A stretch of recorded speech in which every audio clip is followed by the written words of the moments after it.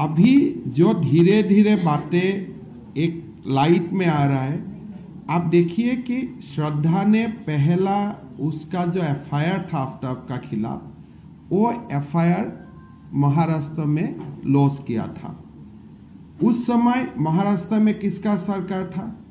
ये शिवसेना कांग्रेस वाला सरकार था। पुलिस ने डरा के धमका के श्रद्धा का एफआईआर रजिस्टर होने नहीं दिया।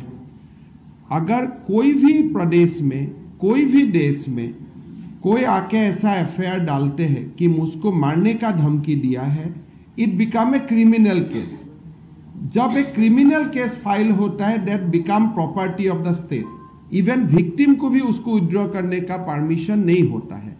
हमारा जो पहले से ही मानना है कि कांग्रेस का तुष्टीकरण का जो राजनीति है, ये तुष्टीकरण का राजनीति कारण ही एक वर्ग को भारत में स्वाधीनता मिल चुका है, एक प्रकार कि आप जो भी करो कानून आपको कभी स्पर्श नहीं करेगा। ये कांग्रेस का कल्चर था, ये कांग्रेस का तुष्टीकरण का संस्कृति था।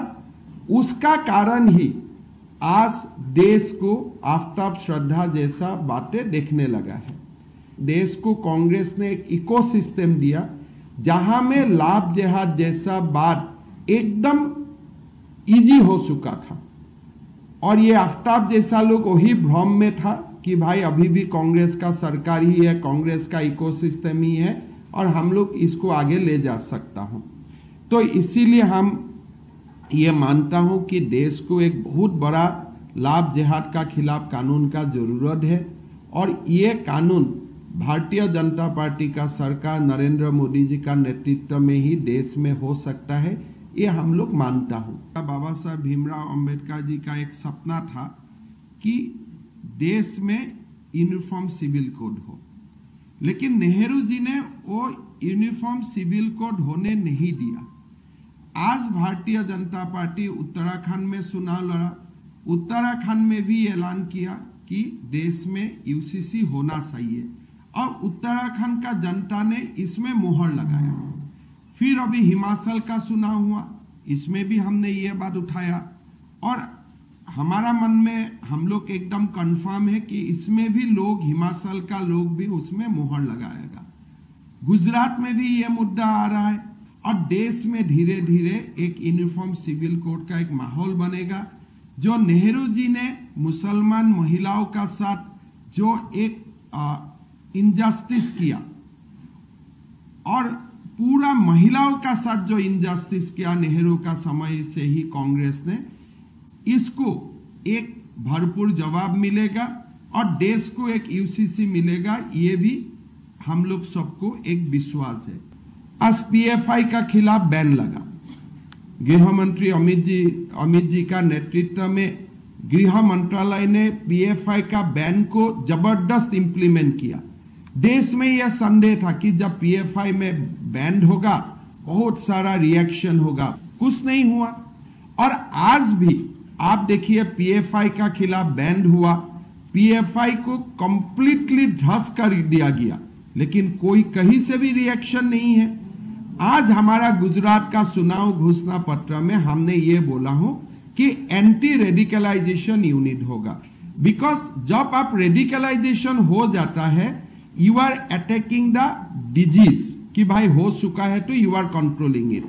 बट हमें वैक्सीन चाहिए रेडिकलाइजेशन का खिलाफ, कि रेडिकलाइज हो ही नहीं सके। अगर रेडिकलाइज हो सकता है, जब तक आप पुलिस का नजर में आता है तब तक कुछ ना कुछ कर लेता है। तो पहला बार गुजरात का चुनाव घोषणा पत्र में एक बहुत बड़ा वर्ड आया, एंटी रेडिकलाइजेशन। मतलब रेडिकलाइजेशन होना ही नहीं चाहिए देश में। इट इज बोथ एफर्मेटिव भी है, एक पॉजिटिव डिक्लेरेशन भी है, और साथ साथ हमारा एक शक्तिशाली निर्णय को भी दर्शाता है कि हम देश को रेडिकलाइजेशन देश में होने ही नहीं दे। थोड़ा दिन पहले मैंने बोला राहुल जी को, भाई आपका चेहरा तो सद्दाम हुसैन जैसा हो रहा, तो थोड़ा सा कांग्रेस का लोग मेरा साथ थोड़ा सा नाराज हो गया। इसमें नाराज होने का क्या बात था, मेरा ये भी दिमाग में नहीं है। That is my assessment. आप अगर आपको लगता है कि दाढ़ी हरी कर लेने से आपका जीवन में मैच्योरिटी हो जाएगा, वो तो अपने आप आने वाला चीज नहीं है। अभी आपने उनका वीडियो देखा होगा, बोल रहा था कि मैं कैसे अपोजिशन में मैं पावर लेता हूं, और उनका ही लोग उसका ऊपर हंसने लगा। तो राहुल जी का ऊपर हमने, जो लोग कांग्रेस का लोग मेरा ऊपर नाराज है, आपने सद्दाम हुसैन क्या बोला, मैं तो राहुल जी को बहादुर शाह जाफर तो नहीं बोला ना, मैंने इतना ही बोला कि आपका चेहरा सद्दाम जैसा लग रहा है। उसमें तकलीफ क्या है, दाढ़ी उड़ी काट लो, दोबारा आप राहुल जैसा लग जाएगा, वेरी सिंपल बात है। लेकिन उसको ना करके आप ही ज्यादा पब्लिसिटी दे रहा है। मैं तो एक छोटा कार्यकर्ता है, थोड़ा ही मेरा ट्विटर का फॉलोअर है, तो आप जब मुझको ट्रोल करेगा, वो ज्यादा पब्लिसिटी देश में हो जाएगा। तो आप लोग थोड़ा सा सिस्टम चेंज कर लीजिए, वो सिस्टम से होते नहीं है। आपको याद होना चाहिए भारत का प्रधानमंत्री का खिलाफ आप लोग क्या क्या बोला था, और क्या क्या बोलने का आप लोग ने दुस्साहस किया था। उसका बाद मुझको ज्ञान दीजिए, मुझको क्या बोलना चाहिए क्या नहीं बोलना चाहिए। गुजरात का चुनाव एक देश को एक बहुत बड़ा सपना का आभास हुआ कि पहला बार देश में ये बोला गया कि हमारा भारत में भी ओलंपिक हो सकता है। आज एक देश का प्रधानमंत्री जी का प्रदेश से ये एक घोषणा हो चुका है कि now India is ready to host Olympic. एक बहुत बड़ा ऐलान है, हम भी कहीं ना कहीं स्पोर्ट्स में इन्वॉल्व हो। एक जो गुजरात से जो एक नया भारत का दिशा दिखाया कि now India is ready to host Olympic, ये सुन के ही एक देश में एक प्रकार का आइडिया हो गया कि अभी देश में जरूर ओलंपिक होने वाला है, गुजरात में ओलंपिक होने वाला है।